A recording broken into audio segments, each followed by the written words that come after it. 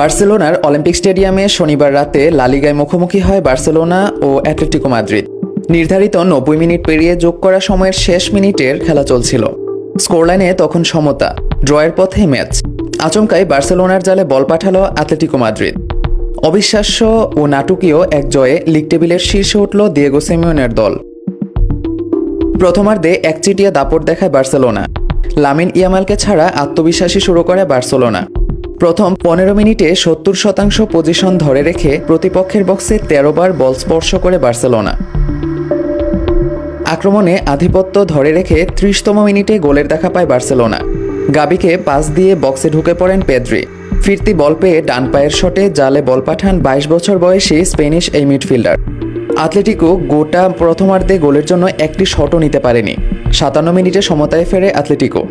বক্সে আলভারেজের পাসব্যাক হিল ফ্লিকে ক্লিয়ারের চেষ্টায় পারেননি বার্সেলোনার মার্ক কাসাদো। বক্সের বাইরে থেকে বল জালে পাঠান আর্জেন্টাইন মিডফিল্ডার দে পল।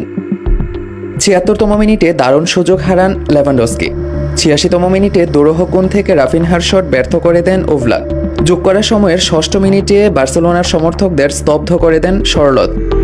ডান দিক থেকে মলিনার পাস ফাঁকি দেয় বার্সেলোনার দুই খেলোয়াড়কে। প্রথম স্পর্শে বল জালে পাঠান ৭৩তম মিনিটে বদলি নামা সরলদ। বাঁধভাঙা উল্লাসে মেতে ওঠে সফরকারীরা। ২০০৬ সালের পর এই প্রথম বার্সেলোনার মাঠে লিগ ম্যাচ জিতল মাদ্রিদের এই দলটি। ১৮ ম্যাচে ১২ জয় ও ৫ ড্রয়ে অ্যাটলেটিকোর পয়েন্ট হল ৪১। ১৯ ম্যাচে ৩৮ পয়েন্ট নিয়ে ২-এ নেমে গেল বার্সেলোনা।